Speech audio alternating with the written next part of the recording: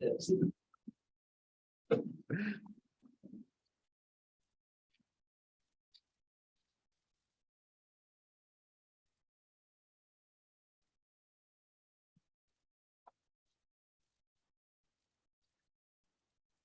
I was up here talking with a mask on. I was just saying that easier.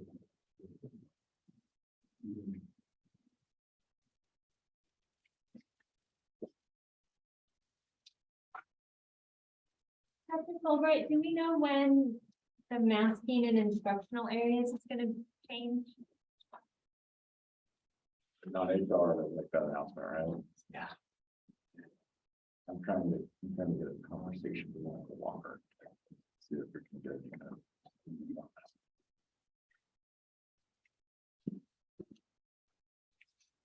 Teaching in a mask is super fantastic. So.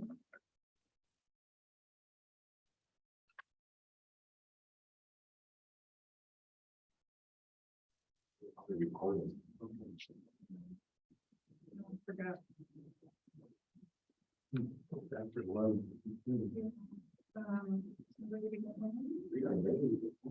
Folks can hear us. Are you comfortable with switching from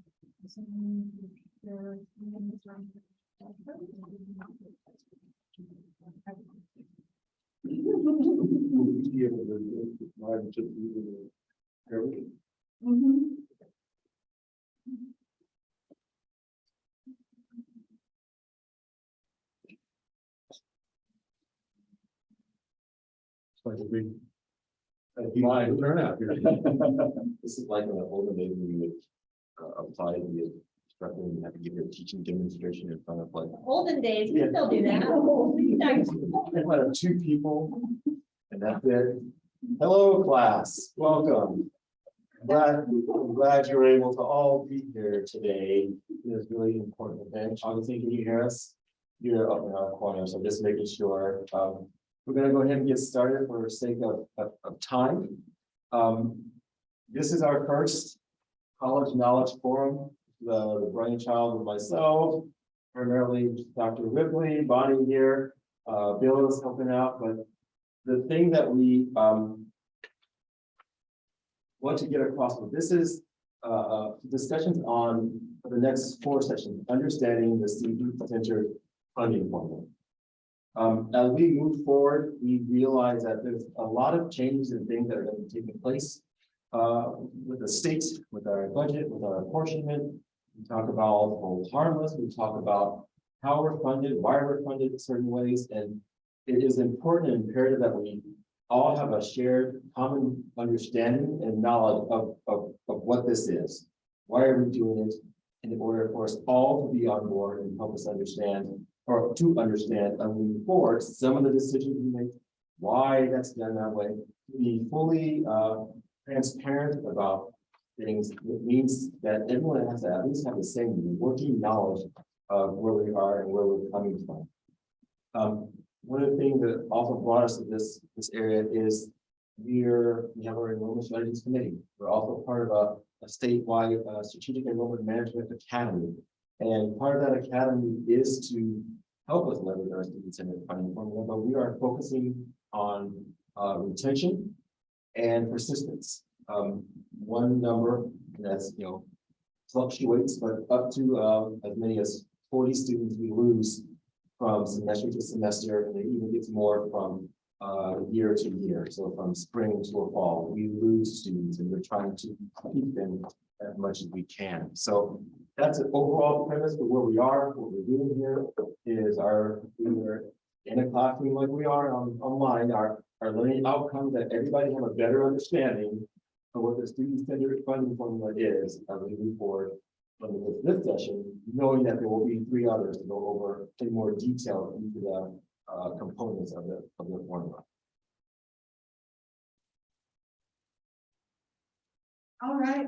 Thanks everybody for being here today. I'm Bonnie Ripley, and my capacity here today is because I'm chair of chairs, and I am on that enrollment strategies committee. Can you all see the shared screen with the slides? Can I get a thumbs up?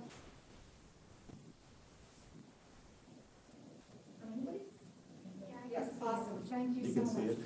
Can you turn on the live transcript? The live transcript, yes. Singing us.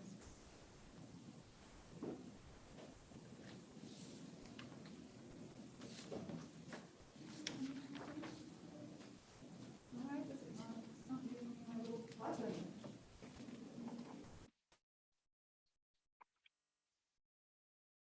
Already enabled, should be going. All right, I want to introduce Bill McGreevy, probably in one of his last acts as our vice president of administrative services, who is coming to start us off.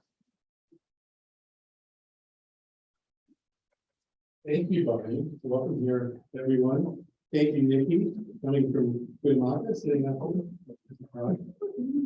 So as you can see on this slide, these are our four outcomes that we hope to have come out of this meeting, four goals. And this is in order so we can all work together and deal with the challenge that we've got. So we want people to understand how the college is funded, how enrollment impacts college revenue, what trends in enrollment have been Bill? over time. People are saying in the chat that your voice is difficult to understand and that they're not seeing the transcript. All right, is there a microphone you can use? People are asking in the chat. We checked it before we started and it was working. It was working, but perhaps Bill could use his teacher voice. Well, Yeah. Elizabeth Burke says not just his voice, all voices. All voices. Sorry to interrupt. This is June Yang. Hi, it is actually all the voices except Bonnie's. Bonnie, female voices tend to carry better because they're higher pitched, but especially the gentleman's lower voices, they're getting really garbled. I'm not sure what mic input you're using, but it's kind of hard for us online to follow. We'll just talk like this. Yeah. The whole time. Our mouse voices. If we talk like that, Bonnie, June, can you hear us? I sure can. Thanks so much for doing this. And I hope. Okay, bye. Thank you so much. Thank you. It's been a while since I've been in the classroom too, so I probably need to slow down. You lost, I've been 10 years old either. So this says that captions are on. They're seeing the transcript now, they say. Okay. I think it's the sound. Okay, we do not have a separate microphone, so I'm going to try speaking a bit louder to see if that helps. Can you hear me now? That's better. Yeah, that's much better. Okay. Everyone else. How about, can you hear me better now, June? Can you hear Yes. me? Hear you really well. Yes. Here. Much better. So maybe you have to walk to that area. Thank you. Fine. We'll talk to the ceiling like. Hearing voices. So I'm going to come out here a little closer to the microphone. Can you hear me better now out there? In Zoom land? People are saying on the show. That's really great. Okay, great. So, all right, bear with us. Thanks for hanging in there while we get the technical aspects together. So as I mentioned, I'll do this again. On the first slide, we want there are primarily four things that we want people to come away with today, and we want them to understand. That is how the college is funded, how enrollment impacts our college revenue, what trends in enrollments have been over time, and the financial outlook. And we're going to spend the rest of this academic year looking at solutions where we might work together to work across campus to support student success. And a lot of great work is already being done out there right now. So as we go through the presentation, each of the goals that we see are highlighted, and there is going to be a quiz at the end, so be sure to listen. So we could go to slide 3. Wow. So state funds go to the district. State allocations go to the district, and then the college is funded via the district. And the total district budget is broken down into two types of funding, which is unrestricted general fund and restricted general fund, which people refer to many times as categorical. Categoricals are included in this. Now, what I should note on this slide is that the amounts shown here include our beginning balances, which are one-time funds. So this is not our regular ongoing budget number. It's lower than that. So, but the important thing here is that the slide shows some of the expenditures that are covered in each type of fund. And we have flexibility, more flexibility to control the variables in the unrestricted general fund. So that's where we need to focus as we work forward to make changes. The next slide, please. The unrestricted general fund for the district comes mainly from state apportionment, more than 90%. And we get small amounts, as you can see here, from other funding sources. So this is how the district gets funded. So how does the college get funded? Next slide, please. So the district has an allocation model that splits the funding between the three district areas. District services such as HR and the two colleges. And actually, this worked out where the allocation goes to the colleges and then funding to the district comes from there.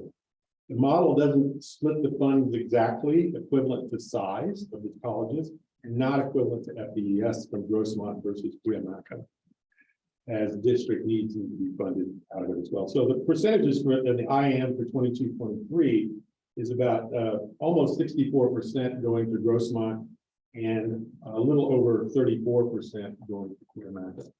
Sorry, Nikki. Nikki's out here wiping away tears. So I should point out that a budget allocation task force, which you'll finally hear referred to as the BAT, is reviewing this structure and discussing how that might be changed. So how is state apportionment calculated? And I'll turn this back over to Dr. Fulbright. Well, that's, just reiterating, the district is funded, and that comes down and is filtered through. So even when we get our apportionment for our FTES or full-time equivalency students, that number is one thing, but when it comes back down through all this circle, it could be a different number by the time it reaches the colleges. So let's just keep that in mind as well. So what is an FTES? Lovely slide up there, kind of outlines what a full-time equivalency student is. It is not just one human being. One person, one-to-one, would be at CSU or UC. We are not funded the same way. We are funded based on the number of contact hours the student has. And once they've reached a certain point, then they are considered, which is a horrible thing to say, they are considered a full-time human being. But you could have one student taking 3 units and not be considered a full-time student. You need to get up to that 12-unit, 15-unit threshold. So you could have 3 students that equal essentially one full-time equivalency student for what we are reimbursed for. Now, that may sound challenging because it is, because 3 or 4 people, even though they may count as one FTES or one full-time equivalency student, there's still 4 people utilizing 4 times the amount of resources that one person would. So we are tasked with supporting the institution for 4 people when we may be only getting 1 FTEF back for that person. That is the challenge of the community college. But the overall student-centered funding formula, what is that? That is a shifting away of where we used to be, which was everything was funded based on FTES. And everyone has heard this for years and years and years. You know, how do we get bottoms in seats? And when we get that, that's our funding. This is a way around that and shifting away from that in order to not ensure that students are just sitting in the seats, but that they actually get through. So you have 70% of our funding is our base allocation, our FTES. Then you have the supplemental and the success portions, which total 30%. Those other 2 portions we'll talk about in a later session. But right now, we're going to take a look at the basic and how that is broken up. So your base allocation is what it sounds like. It is a base. It is where you are in relationship to what your FTES was, and that's usually an annual FTES. And the student-centered funding formula will take into account a 3-year average. So it's not going to just bounce around up and down all the time. It will be based on a 3-year average, and that's where you will get. It is divided up, or you can get funding based on you being a single college district, a multi-college district, college funding in a multi-college district. Each college could be funded at a different level. If one college is a small college below 10,000, base funding. If you have a 10,000 or more in a medium college to 20,000, you get another supplemental or additional amount. If you're a large college of 20,000 or more, you get more funding. That is based on each college. But again, that goes up to the district and then comes filtering back down. So it behooves us to get there and to stay there, but we also have to realize that that is roughly $1 million, I think is on this slide, but it's usually around, I think it's 790,000 for that bump once you get to 10,000 FTES for the institution. The FTES allocation, as you can see on the slide, in 1920, 2021, slightly goes up. But I also want to point out that, again, that's what the district is funded at. But there are also additional funding, or what do you call it, additional categories that are funded at different. Yeah, so this is just quote unquote, just credit FTES. There's a different amount for non-credit FTES. There's a different amount for special admin. So dual enrollment, there's a different amount for incarcerated students. So there's each of those allocation or fundings or categories we submit, it goes up, we get funding based on that. Also needs to be noted that this is based on California residents. Anything else? International students, totally different. Totally different. They pay full rate, you get a larger apportionment or payment for that. That slide. Pause for questions. Pause for questions. You can throw them in the chat or raise your hand. It's important that we understand this, the whole concept of FTES and how the funding formula works. So I backed up one slide just to kind of review. When we're talking about that base allocation, that's going to be determined by our college size, and that's only 3 categories: small, medium, or large.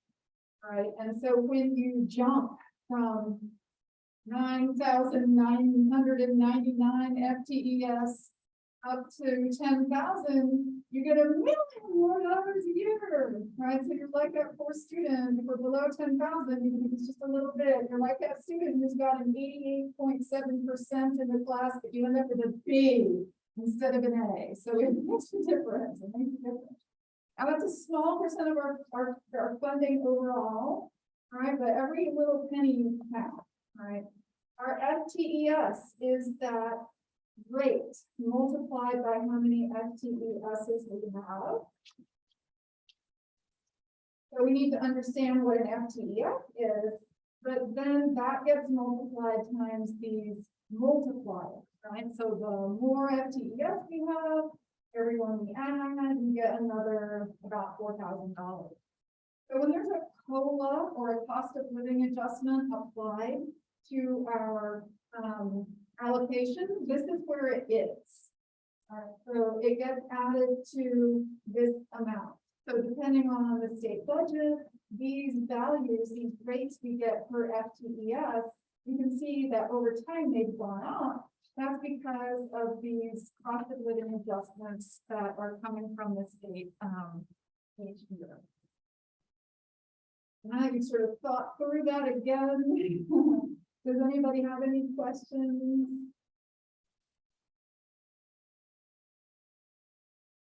Totally.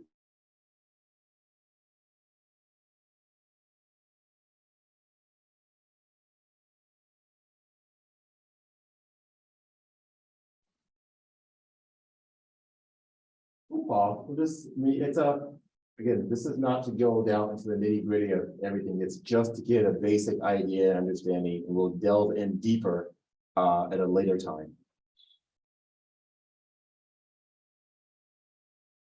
If you look at and I know Bonnie has a slide with our student-centered funding formula dashboard on that slide.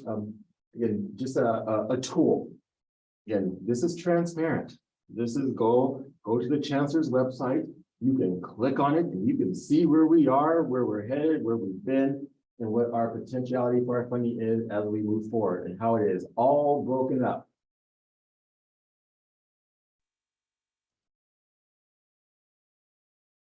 You want to just give a quick. June, saw a hand raised. Oh, June? hand. Go ahead, June. Thank you. So there was one thing I've been wondering about in doing research for AUPs and stuff. I was wondering, I think a lot of our students leave, if they're anything like some of us were as undergrads, and they're headed to transfer, say, in whatever the discipline is, and they're not actually applying for degrees. And I'm wondering if we're losing money because of that. Yes, Okay, we need to do something about that, right? yes. Okay, great. Which is why having this general overall understanding is helpful, because it is, again, it is not just the number of students we have in our classes. It is specifically and intentionally meant that we get students through. Now, inevitably, there are going to be those that leave for some reason, but we also have to realize that there are students with 60, 90, 100 units that have certificates and have degrees that don't just go in and fill out the paperwork or don't get them awarded. And they still are able to transfer and move on. So that is an internal thing that we have to do in order to help students just apply for what they already have earned. And that could be stackable. They can have an ADT, and by the time they get to that point, they may have already had a certificate in something else or a certificate. The institution will be paid an additional amount for those things, for that one certificate or two certificates by the time they get up to a transfer degree later. All of that counts. That is exactly why they have this as part of our funding, is to ensure that we're not just worried about the number of people we have in our classes, but that they're actually getting through. The other is their own financial wealth and health. It is not just about us, it's also about how many are applying for the grant, how many are getting the promise, how many have filled out the FAFSA form, how many students are so that they leave here not completely in debt either. The way of helping students, it really is. It seems to be a bit cumbersome. It seems to be, why is it only, some might say, and Bill said this, why is it only 10% when it talks about student success? Because that's pretty much why. We could be successful in getting a student to that point, and they may not fill out the piece of paper. Have we been unsuccessful? No. But on the bigger picture, it's also 10% of their overall. We get them here, we get them by financial aid, they get through here, and they may not fill out a degree form, but that still should be considered a success overall, which is 90% of what we do, or how we're funded at the institution. We do also get some funding for the actual transfer, right? So we'll come back later on in the semester. So our next two forums are going to be much more focused on diving down into these supplemental and success metrics and who around the college is doing the work that's getting us this revenue, the hardworking folks in financial aid, all of our classified professionals around the college who are getting this, actually processing those forms, and how is the work we do in all those areas help us get funding for this. So the other thing about the success funds in particular is that these are metrics that actually help students achieve the vision for success goals that the California system of community college put out basically in its strategic plan a couple of years ago. So these aren't just some random metrics that the state is valuing us on. These are actually the things that, if we do them, are going to have students meet the goals that the whole California state system has. So we're pretty lucky in that some of our initiatives are now actually lining up. So the vision for success, as Dr. Ripley is just talking about, yes. Guided pathways, put students on a path and ensures that they have the opportunity to graduate with X number of units, and that we establish a pathway for them to be on, get them on that pathway early, ensure that they stay on it. Like all of that is all lined up towards students, pathway, success, transfer, or workforce done. Our funding formula is going to help support that. So we are, again, there have been, those of us that have been around for a while have seen initiative after initiative, and they've all sometimes never lined up with each other. These three are actually lining up in order to get students through and to fund us for getting students through as quickly as possible. And not swirling for years and years and years, utilizing all their financial aid, and then they go off to the 4-year and they don't have any more financial aid to pay for the college. This is meant to help as many students as possible. Where has Grossmont been historically with our FTES? I believe is the next slide. We have been, you can see, solidly in years past above 10,000. And then we are headed down, down, down and pulling ourselves out of that nosedive. Good for us is that this is not just Grossmont College. Many, many colleges have gone through this free fall and are now starting to, hopefully some pulling themselves up. Some are still, there are very few that are starting to grow again.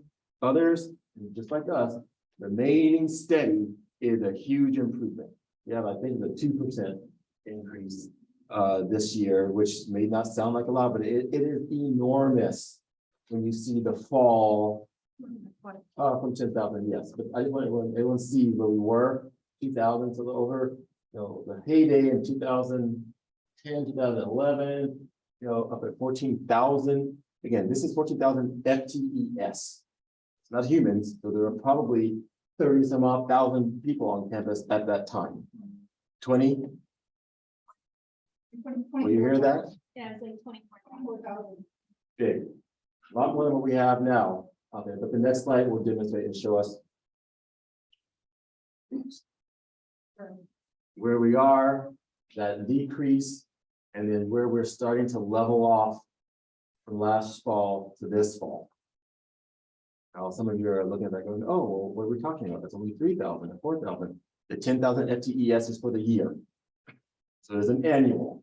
So right now, 49, almost 4,000 FTES, we still have to make up potentially 6,000 if we're going to reach that mark this year, which spring is usually smaller than fall. So you can do that now. You don't have to be a scientist to figure that out. We will likely not get that now, but we are trending upward, which is extremely good and helpful.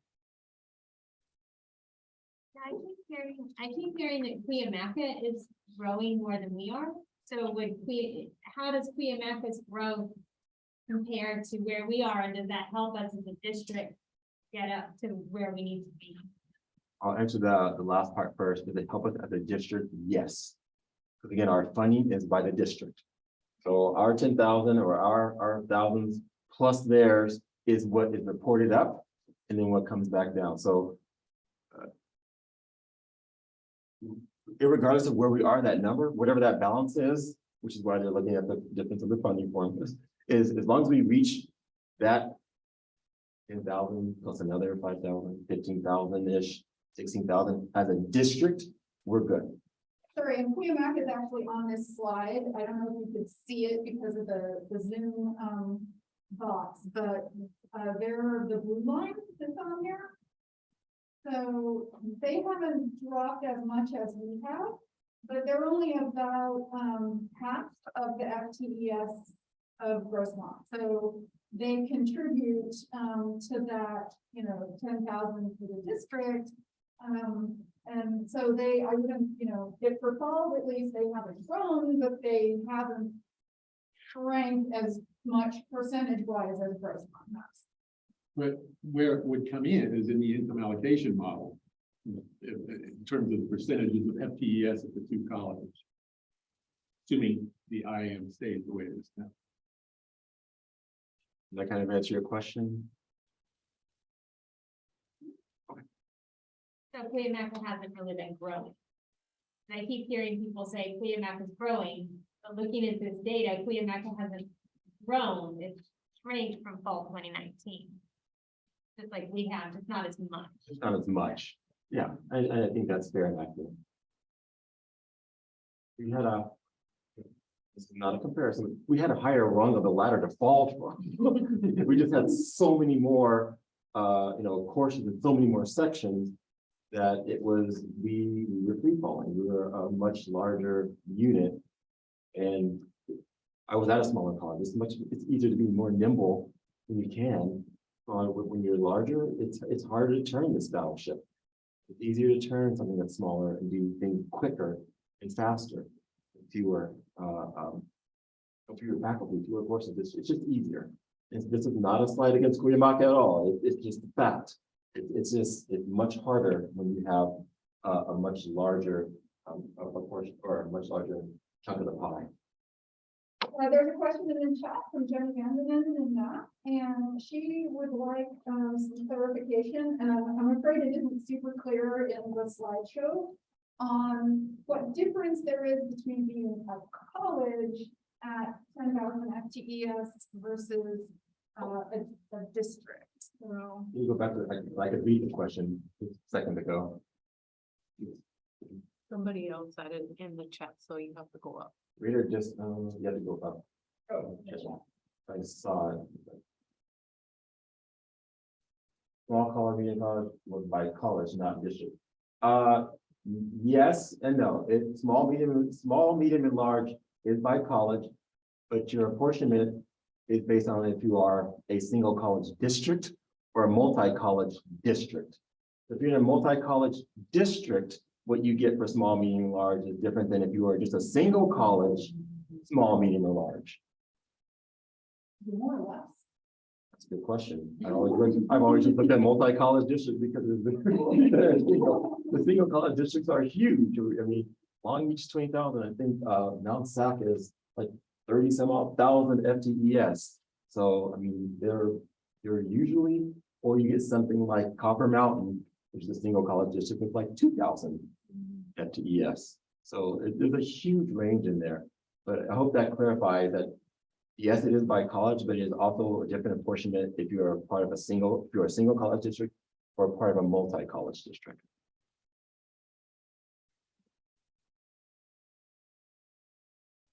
Questions, concerns, personal testimonies?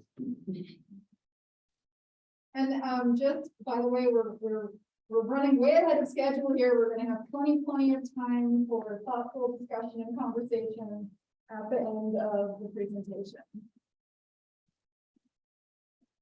End of your section. It is. Yeah, okay. Thank you very much. Dr. Fulbright. And I'm going to take over on the last section. I love to make one incredibly complicated and confusing slide per presentation, just so that, you know, those A+ students have something to make their brains grow during our workshop. So this, we're going to get into the last part of the presentation. Like, why does it matter? Why does it matter that our FTEs have taken a dive besides this small, medium, or large college? And the reason for that is, remember that we get about 70% of our unrestricted general fund funding from that big chunk of FTES funding, right? The student-centered funding formula went into effect in 2018-19.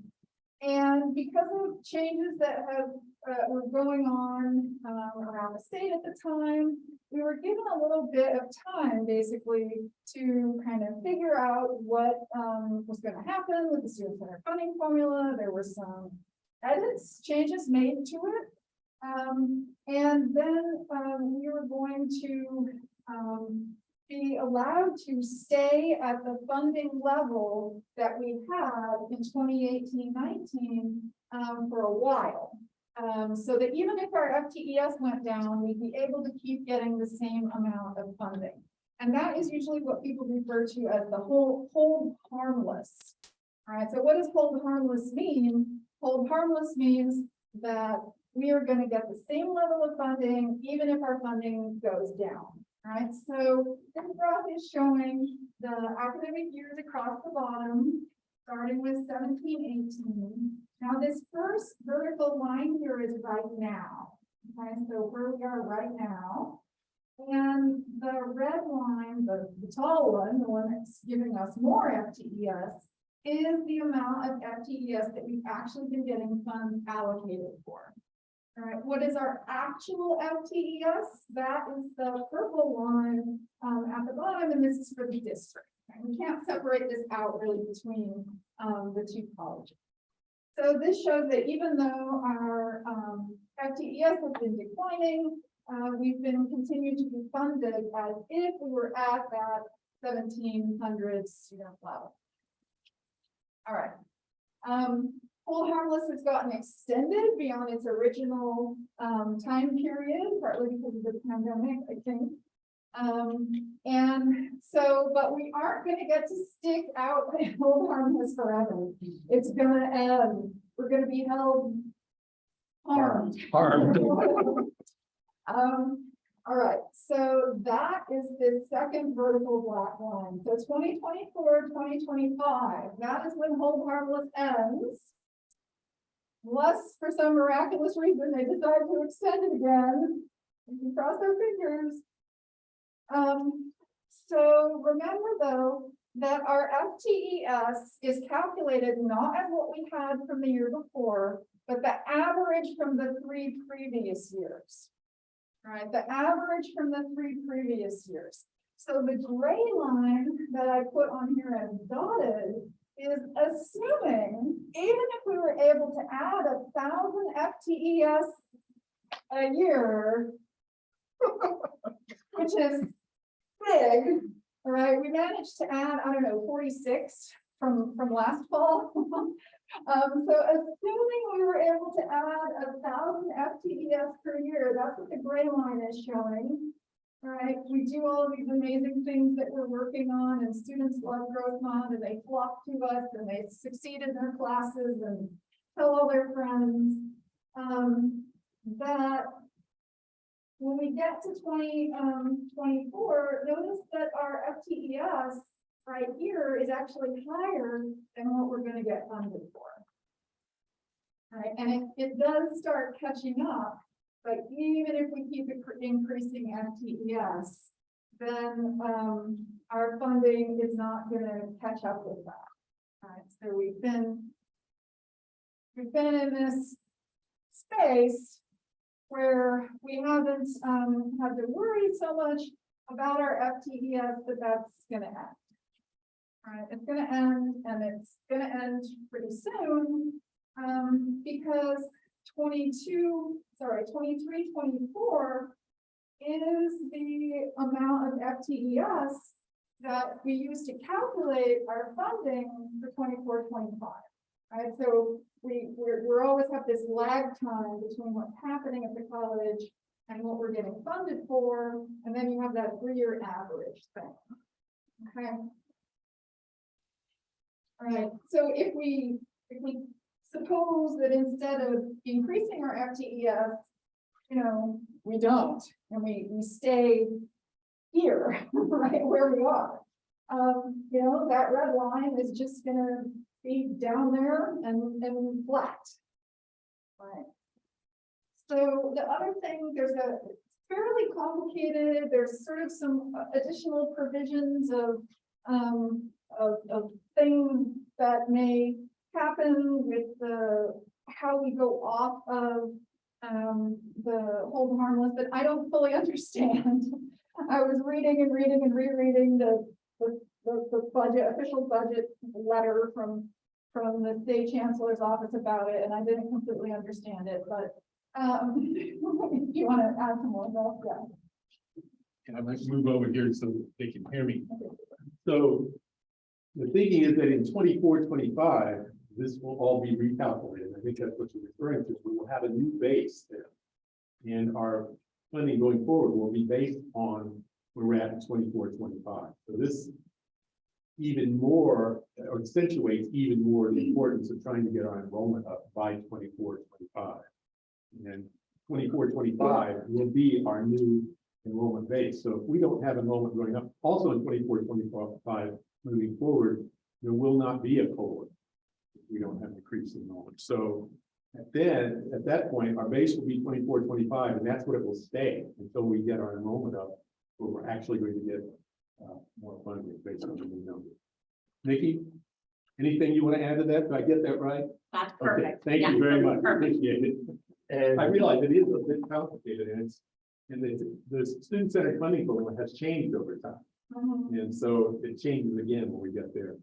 And what I will also add, which is, I always point out is our FTEF at that point, when we get to our students in their funding formula, is also not just bottoms and seats. It will then be recalculated for 70%, for our, with our base and our FTES, and then 20% for other, and then 10% for success. Like all that stuff starts to kick in. So by the time we get to that point, we need to already be ahead of the game, getting students through, getting them, getting those degree requests submitted, getting, Pell Grants and FAFSAs filled out, so that by the time we get there, that's happened. It's already there when we're being recalculated. It can't be we hit 24, 25 and go, oh, now how do we get students to be successful? Oh, now how do we get students to sign up for, complete their FAFSA? Like those are the things that I know our colleagues in the student services are working on right now. We are doing that as a district when we're looking at how do we be more competitive? How do we get our compressed calendar? How do we get enrollment,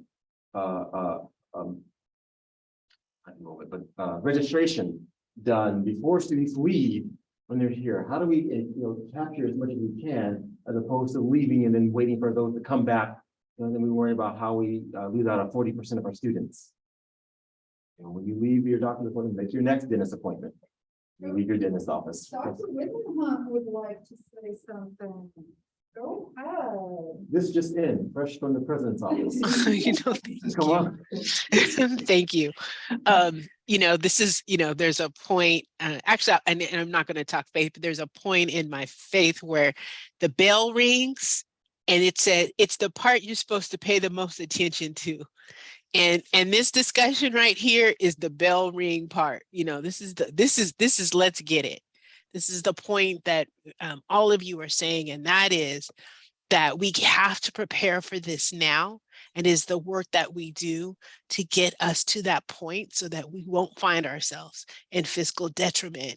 And it is in all the indicators that make that 100% of how we're compensated, based on how many students we serve, but also our success indicators. How are we doing in terms of getting students through math and English in the first year? It's also based on whom we serve, our AB 540 students. This is and absolutely cannot underscore our campus responsibility and commitment to increase the number of FAFSAs. This is the high bell part of that presentation. Thank you, Bonnie, and to you, Bill and Marshall, for the great job that you're doing, and Augustine.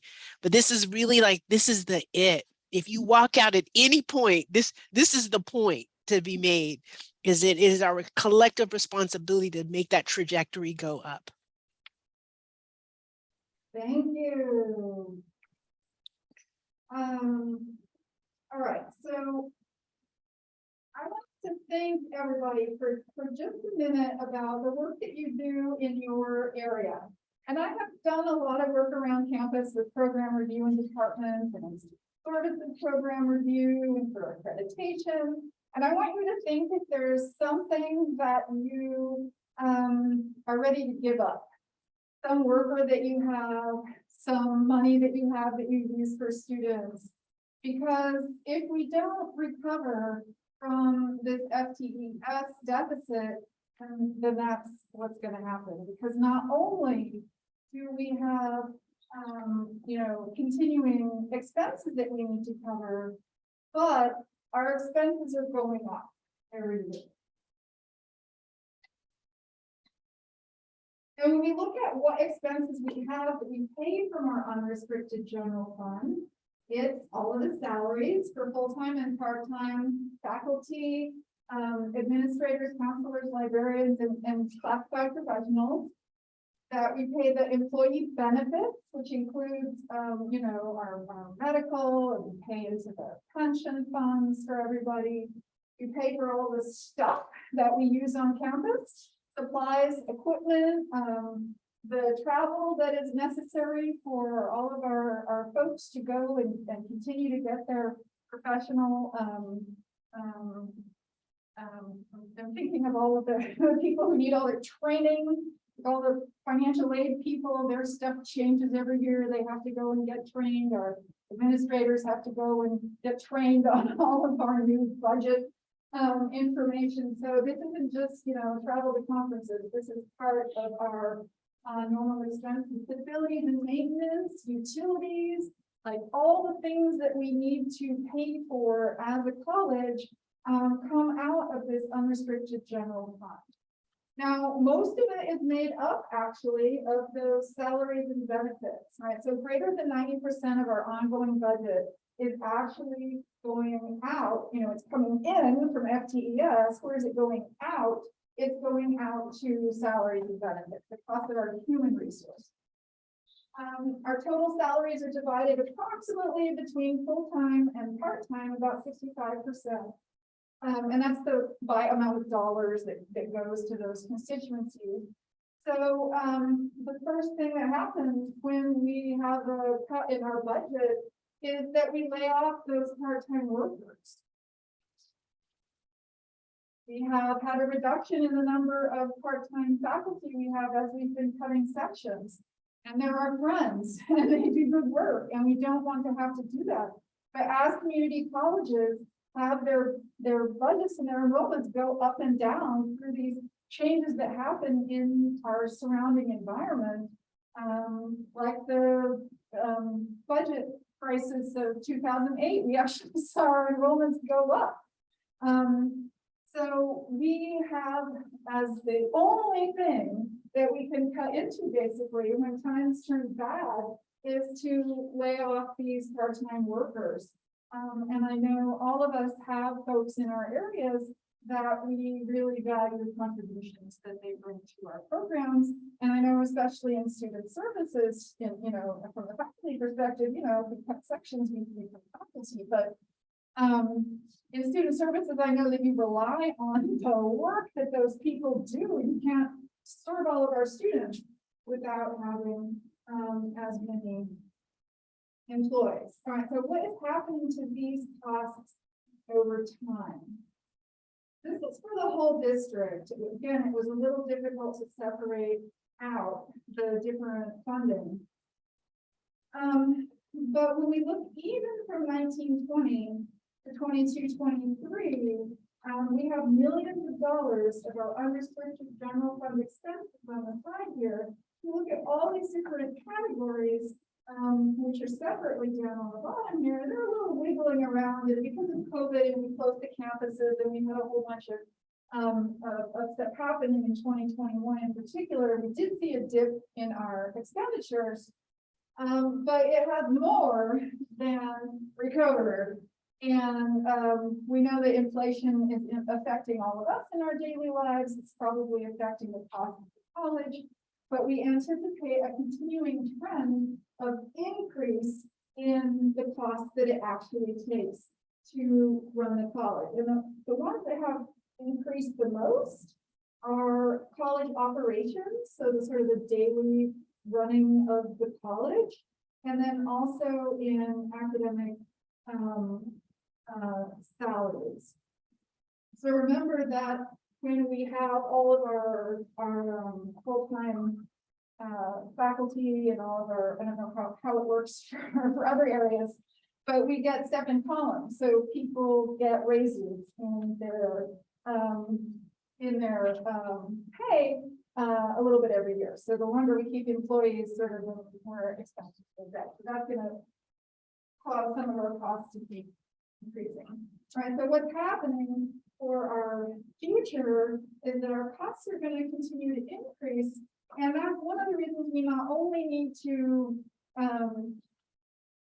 get back to our amount of FTES that is our normal, but so that we can plan into the future to continue increasing the amount of funding that we're getting as our costs go up as well. I'll come closer again. Keep walking back over here to get closer to the mic so you can hear me.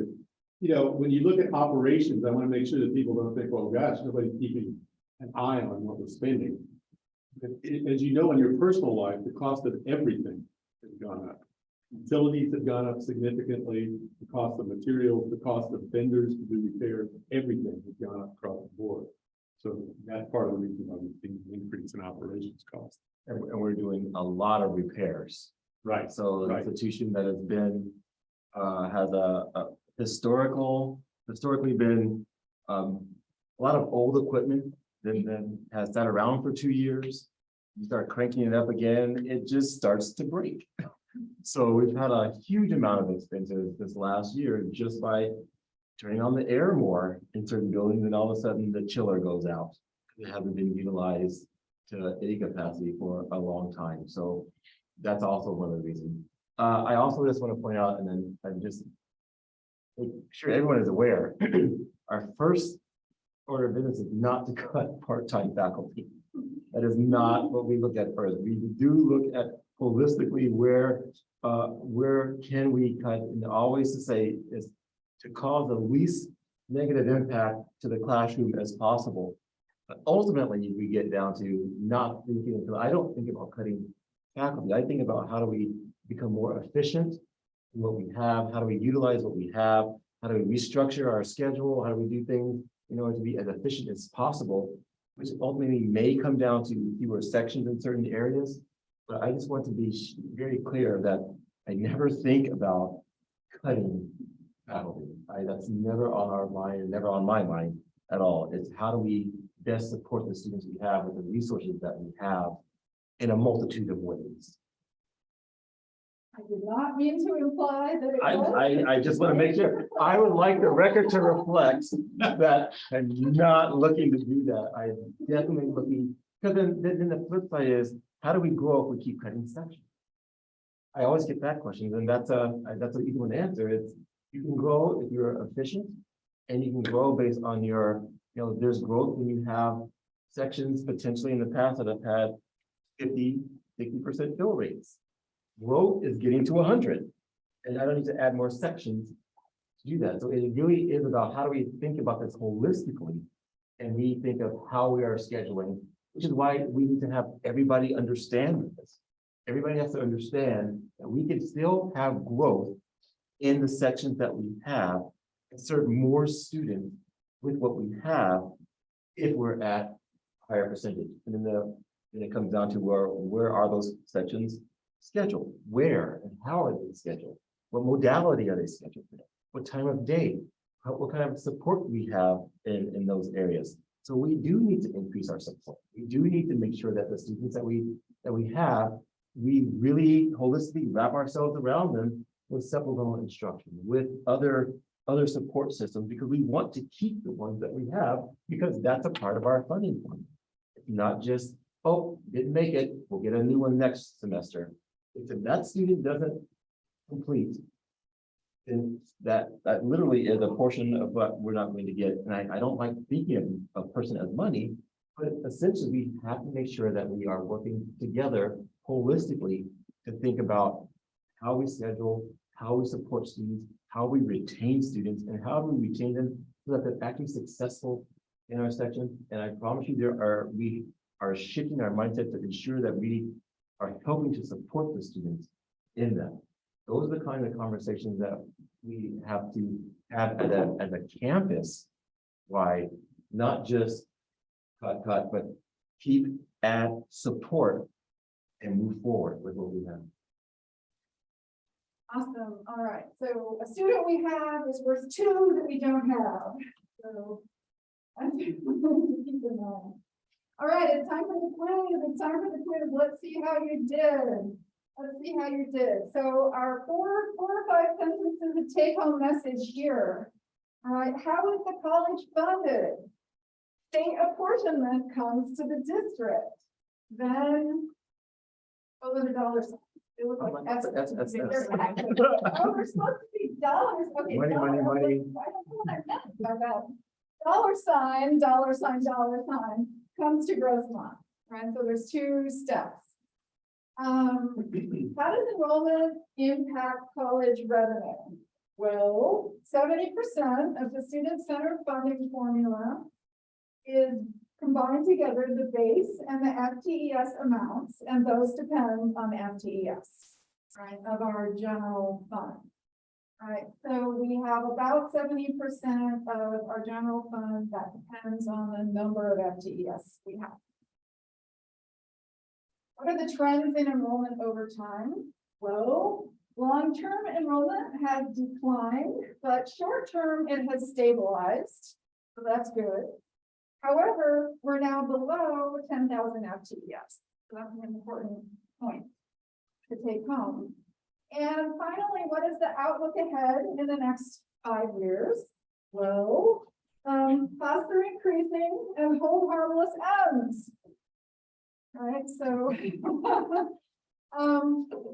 if you are thinking, you're feeling a little anxious about the college's budget situation, then we have done our job here today. Right, because we have not had a sense around campus that necessarily every single person who works for the college understands that this is an all hands on deck emergency. That this isn't something that we can say, oh, it's not my job, it's somebody else's job, that I don't understand how the budget works. I just, want to do my little thing here at my desk. And, but we have a lot going for us. I want to say something, and I did think about this earlier, so I'll throw a little bit of a wrench in there so that we're all on the same page, so that's our goal. If you look at the dashboard, you look at our enrollments, there's a difference between enrollment. Enrollment is the number of seats there are that we have scheduled for. So that could be 1,000. The number of seats we have scheduled. So then you have a fill rate, which is how many people are actually in those seats. That's different than FTES. Because you can have an enrollment of this room, seats 50, and you put 40 people in here, and 80%, your percentage of that fill rate is just for those amount of seats. So you have an enrollment, you have a duplicated head count, and an unduplicated. So duplicated, one person is going to count multiple times versus how many actual bodies we have. However many bodies we have, then filters down into the enrollments that we have open seats. I wanted to talk about that before, but this is one of those things that people will look at and go, what's the difference between enrollment and FTES? Enrollments are the number of seats you have in a theater, and FTES are the number of units that are being taken, which is different, a different number. For one person, again, like I said initially, could be a full-time student, they're taking enough units, or one person might need 3 people in order to get to that one FTES. That was something I just wanted to clarify that just popped up. We have sometimes these conversations about some of the definitions, and sometimes we're using them with a different understanding of what it actually is. Yeah, so that word enrollment, there are specific definitions for certain types of data. I was using it more kind of in general. Yeah, but that's why I want everyone to understand that, yes, there are different, sometimes it's used interchangeably, but when you look at the data, when you pull up our dashboard on our own website, our own internal dashboard, it will have enrollments, and that's the number of seats we have scheduled for. Some sections will have 30, some sections will have 50. Also, the other thing too, which is another kind of, we also don't think about this, is that FTES generates, each course or each section would generate different FTES. So you may have a 5-unit course at the capacity of 20 students, or you may have a 50-unit, a 5-unit course with capacity of 20 students, or you can have a 3-unit course with a capacity of 50 students. They're going to generate different amount of FTES to the number of students in the section. Once you get to the 525 credit hour, is different than the number of students in another section. So Credit. again, In the number of credits. and the number of credits. So that's also something where we go, well, this section, and this is like the real detail, the nitty gritty. But I think it's also important how you generate FTES. For example, you could have a section that, a 3-unit section that has a cap of 50 students that has 40 students in it that will generate more than a section that has 6 units that has 15 students in it, or 20 students in it. Or vice versa. I mean, there's so many different ways, but again, we'll go over it, but I think FTES is not just one size fits all. We talked about different funding for it. We also have to talk about different a portion that comes for even sections that are filled. It is all done on a section by section basis that then is added up to get our overall FTES. Right. I Okay. complicated it, but Yes, I yes. think I needed to. Dr. Fulbright's gone down a little bit more into the weeds because this presentation has specifically intentionally kept things simple. Right, we have specifically and intentionally kept it simple. There is way more that goes into all of this. For example, we get paid a bigger rate of FTES allocation if that course section is incarcerated students, for example. We get paid more for FTES depending on different kinds of students. Right, so more presentations, more conversations we're going to have going forward for those specific constituent areas that are touched by each of these different kinds of issues. So we want to wrap up, and this is our last slide, and you've probably taken in as many graphs and as many diagrams as you have capacity for. So we just want to end on a note that we've been talking about strategic enrollment management. The strategic part of it means we're trying to be smart. We're trying to plan ahead. It isn't, willy-nilly by the seat of our pants enrollment management at the students. We're trying to do it in a thoughtful way so that we can prioritize the things that are going to have the biggest impact. And over the last, I would say, couple years, maybe 5 years, 6 years, I have seen a tremendous amount of work that people are already doing all around campus that we should be starting to see the results, right? And we are focusing as a college on increasing equitable student success.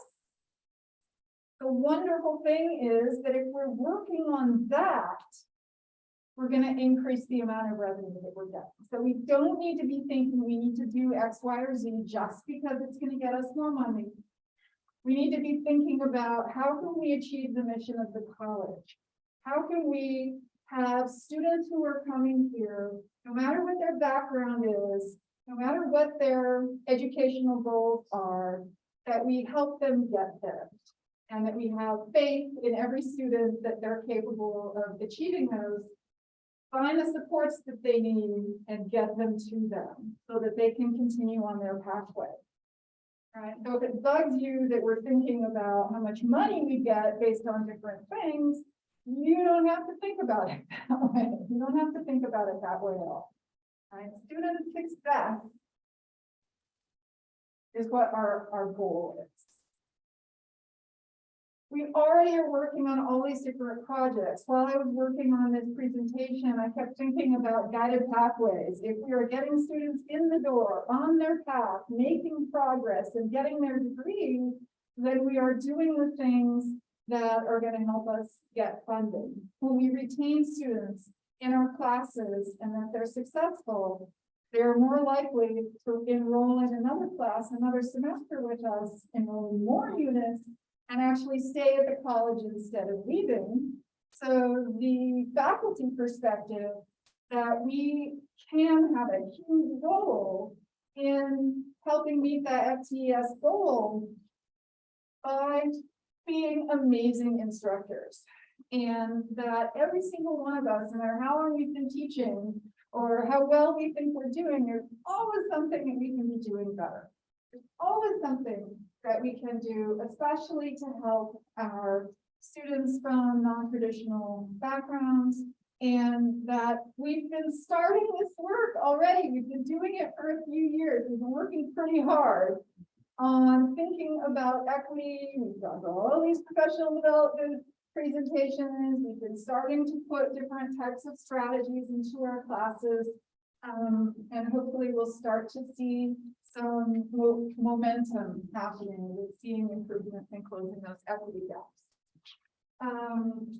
Everything from the big SIS upgrade where we're making improvements to WebAdvisor, the whole outreach department that we have added to the college since the last strategic plan cycle began. And I know I'm going to make some people sad by not mentioning a specific program that they're working on right now. My brain is empty. So if I'm hurting your feelings because I'm not talking about some incredibly important project that you've been pouring your heart into for the last few years, I apologize, and I'll make it up to you then. No one thing or one area around campus is going to be able to fix this problem. 70% of that funding comes from the FTES. Smaller amounts come from all of these different areas. So remember, it's the FTES that gets us the biggest bang for the buck. And if you're fixated on, certificates for something, we want to be strategic. We want to think about where is the most important place that we can make changes that are going to get us the most results, the biggest return on our investment, right? One of the things that as a faculty, I've learned over the last few years when I've been trying to spend a lot more time actually talking to my students than when I first came to the community college,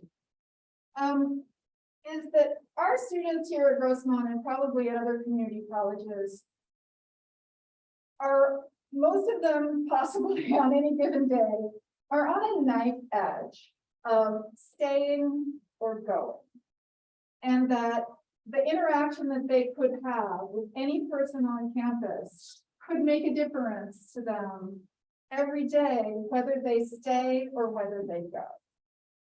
And that when we think about how we are interacting with our students and also with each other, right? I know you're all feeling like, oh my God, we're already stretched so thin, we are exhausted, we can't possibly do the job we're already trying to do. That we can work smarter and not harder, that we can collaborate between our different areas so that we aren't doing redundant things, and that we're helping each other so that we can achieve these goals together. And I've seen huge improvements in the time that I've been on campus in the understanding that we have between different areas so that we can collaborate, so that especially from my perspective, student services and faculty, we can help each other do our jobs. Right. So you're going to be hearing more from our representatives on the Enrollment Strategies Committee throughout the rest of this year. And so anything that you have heard something about in this presentation, or that you have questions about, there's lots of folks on campus that we can use as resources to find out more information. And I'm going to give a minute for both Phil and Dr. Fulbright to see if they have any other concluding remarks they'd like to make before we start. Bonnie, Augustine here. I might just jump in. I wanted to reiterate something that Dr. Fulbright said about the halfway point of the presentation, and that was about scheduling and how important it is going to be, continue to be, in how we schedule our courses. The when, the where, and the modality is really going to be important, and it needs to be data driven, not based on hunches or feelings. That, and to the points that you just made about, I wanted to add to the need for continued culturally responsive pedagogy and equity-minded syllabi where we meet students. So I just wanted to add those two bits. Thank you. Thank you, Austin. And I'll keep my remarks really brief. I just want to reiterate what Bonnie was just saying, that strategic enrollment management isn't just about the numbers, and it's not just the responsibility of a few. It's about all of us and the environment that we create, not just for students, faculty, and staff. We are talking about student success here, but if we're creating a positive environment for all of us, and we want to be here and we're authentically trying to help our students, that's going to contribute to student success. So it's really responsibility of all of us. I've observed facilities maintenance and operations staff interacting with students when they didn't know that I was watching them. And it really went through my mind when I saw how they were respectfully interacting with students and trying to help them. This is a good example of real strategic enrollment management. They're really contributing to student success by what they're doing. And so, yes, we have a lot of challenges as we move forward to 24-25 with Hold Harmless Ends, but we also have opportunities, to improve operations and the way that we go about doing things. So it's all of us working together. Oh, yeah, and I'll close with the reason that anyone that's spent more than 10 minutes in a room with me understands that I don't like talking about strategic enrollment management. I like talking about access and success. And complete, because if you get to that, the other stuff will work itself out. But you start from how many, I don't see students as dollar signs. They're not dollar signs, they're human beings that need to be supported through this journey. And if we can do that, then we will be successful. How we do that is what we like to talk about. How we schedule, how we support, how we get them to their ultimate goal, whatever that may be, is to me really important to think of it that way rather than just FTS apportionment. Let some of us worry about that on the back end, but our goal is to get students through as best we can. I know there's a lot of questions in there that are flying up and down. Can't read them all, the box is so small. Maybe at this point we get rid of the presentation. Our team has been responding to comments and questions in the chat, but I appreciate that. Dr. Wisenhunt has raised her hand, and so we will. What time are we done? It is 12:13. So 12:20, okay. yeah, so we're bringing it close to the end here. So go ahead, Dr. Wisenhunt. No, I mean, this conversation is so timely, and it really is about that student experience, the student feeling like, oh, I guess I should go to class because someone sees me. Someone knows that I'm here, what made you in your own academic journey, pick up that backpack and walk into a class, that sense of feeling like they're part of community. And we know we all long to belong to community. So I see so many places on this campus where we're getting it right. The work of first year services and the first year experience, the work that's happening in our affinity programs, the work that's happening in the classroom, faculty who's actually just completely getting the idea of contextualized learning, is it relevant to my experience? Daniela South, there's so many examples on this campus of folks that are getting it right. And it's our ability to say hi to somebody walking down the hallway. But it's going to take all of that work and done with intentionality, the good work that's happening in guided pathways to really, get us where we need to be. And there's work that's being done all in the corners of the campus, but really it is. And what I appreciate about the talks that we're doing right now is we're asking, yes, there are these things that are happening, but where are you in your journey? Where are you in that space? Where do you fit in that piece of considering how we're going to work together to make sure that students come to Grossmont College, not just for dollars. No, never. We didn't, I didn't sign up for that. We signed up because we know the critical importance of access for all students to be successful, to get some of the things that the people that are speaking and presenting today, whom are watching, have had an opportunity to receive, and that is a quality education.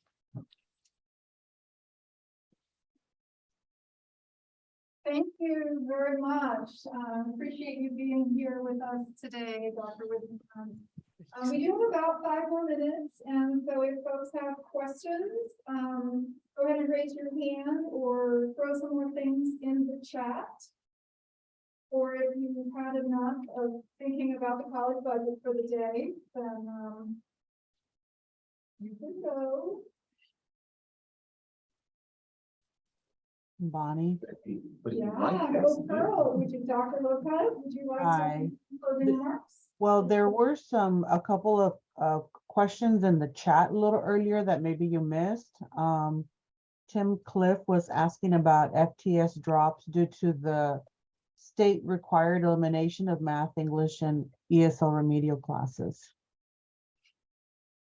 Yeah, I don't think anyone's done specific research as to how FDS dropped because of that. I mean, there's pandemic, there's so many things that have happened this last year to put FDS drop based on remedial. I think that would be challenging to determine at this time. Yeah, we could look at the number of sections we're teaching per semester compared to prior to AB 705, and there has been a big I think, let's see, ESL said, I heard this came up in chairs and coordinators, and I believe ESL said they went from having 600 students to having 300 students, based on changes from AB 705. That's not the only metric to look at when we're looking at changes that have happened because of the reduction in the remedial the layers of remedial coursework. So the goal of that is to keep students. And I don't know if it's too early to tell if that's working, but a lot of our students would come and they would take, 3 levels below transfer level math, and they would fail it, and they would leave, and they would never come back again. So part of the reason for those changes was actually intended for us to get more students through the pipeline, to keep them and to have them continue rather than leave. So just how many sections are cut is not necessarily going to tell us the whole impact of those changes. What I will also point out is that not in every area, but in some areas when there's a reduction in some place, there is additions in other places. All the things to know that it does us no good to keep FTEF in my back pocket. So when something is cut, I've always asked Sean, where else can we add? Where can we add in certain areas? So if one area got rid of remedial courses, where else are we adding in order to support students in that, either in that area or elsewhere? So that's also what being equity minded is, and looking at our schedule, is that there may be a reduction one place, but I promise you, we are adding something somewhere else. It's not just going away. That does us no good. It's just going to an area potentially where there are high wait lists, or other courses or sections are needed, and there's another more capacity somewhere. So we're actually trying to utilize our enrollment data to determine where FTEF is allocated. Dr. Harris, would you raise your hand, Cindy? I did, but I think you all have kind of said it. I see this question a lot, and English has been impacted by AB 705, absolutely. To answer your question, Tim, absolutely, we offer fewer sections of comp courses, 90 through 124 than we did before AB 705. That's just a count thing, but what I can share with you data wise is that throughput, meaning the number of students who successfully complete English 120 is through the roof. Far more students start at and complete English 120 than ever before. And I think it's important to keep in mind that those students who were starting at English 90 or 98, such a small percentage of them were sticking around to take the rest of our classes. So I just offer that, that students starting in a transfer level course, if we do it right, there are more of them around to take psychology and earth science and other transfer level courses than previously, if we do it right. So I just throw that out there. I've seen this question a few different times, and the underlying assumption is that somehow we're losing students because we no longer offer remedial courses. I think it's creating a false dichotomy. And so I think, it would be nice to have that data, but again, like as several people have said, it's complicated because so many of these things happened at the same time. I have no idea whether or not we saw a drop in enrollment because of AB 705 or because we switched over to self-service and students could no longer find classes. Like, I don't know, who knows? I know it's been tragic, but I would just throw that out there. I think it's the wrong conversation for us to be having. And I think, Cindy, thank you for saying that. I think what you said is imperative, if we do it right. And I think everyone needs to understand that we're going to do our best to try and do it right. And for this room, we have a class coming in here. So this party has to be over. Thank you for your time. We appreciate you. Thank you, Bonnie, for all the work that you've done. We appreciate you. Have a great rest of your day. Thank you for coming. Thanks for coming, everybody. Thank you, Bill, for the service you have been to the college over the last few years. It's been a pleasure working with you, and we will miss you.